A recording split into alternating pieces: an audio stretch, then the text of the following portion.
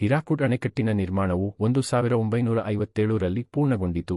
ಇದು ಭಾರತದ ಸ್ವಾತಂತ್ರ್ಯದ ನಂತರ ನಿರ್ಮಿಸಲಾದ ಮೊದಲ ಪ್ರಮುಖ ಅಣೆಕಟ್ಟುಗಳಲ್ಲಿ ಒಂದಾಗಿದೆ.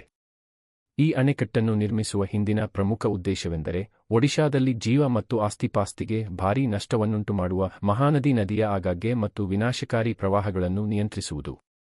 ಈ ಅಣೆಕಟ್ಟು ಅದರ ಮಣ್ಣಿನ ಅಣೆಕಟ್ಟುಗಳನ್ನು ಒಳಗೊಂಡಂತೆ ಸುಮಾರು 25.8 ಕಿಲೋಮೀಟರ್ ಉದ್ದವಿದ್ದು, ಆರ್ಥಿಕ ಪ್ರಾಮುಖ್ಯತೆಯ ಜೊತೆಗೆ ಹಿರಾಕುಡ್ ಅಣೆಕಟ್ಟು ಒಂದು ಜನಪ್ರಿಯ ಪ್ರವಾಸಿ ಆಕರ್ಷಣೆಯಾಗಿದೆ. ಜಲಾಶಯದ ರಮಣೀಯ ಸೌಂದರ್ಯ, ಹತ್ತಿರದ ಬೆಟ್ಟಗಳು ಮತ್ತು ಗಾಂಧಿ ಮಿನಾರ್ ಮತ್ತು ನೆಹರು ಮಿನಾರ್ನಂತಹ ವೀಕ್ಷಣಾ ಸ್ಥಳಗಳು ದೇಶದ ವಿವಿಧ ಭಾಗಗಳಿಂದ ಪ್ರವಾಸಿಗರನ್ನು ಆಕರ್ಷಿಸುತ್ತವೆ. ಈ ಅಣೆಕಟ್ಟು ಭಾರತದ ಎಂಜಿನಿಯರಿಂಗ್ ಕೌಶಲ್ಯ ಮತ್ತು ಯೋಜಿತ ಅಭಿವೃದ್ಧಿಯ ಸಂಕೇತವಾಗಿ ನಿಂತಿದೆ.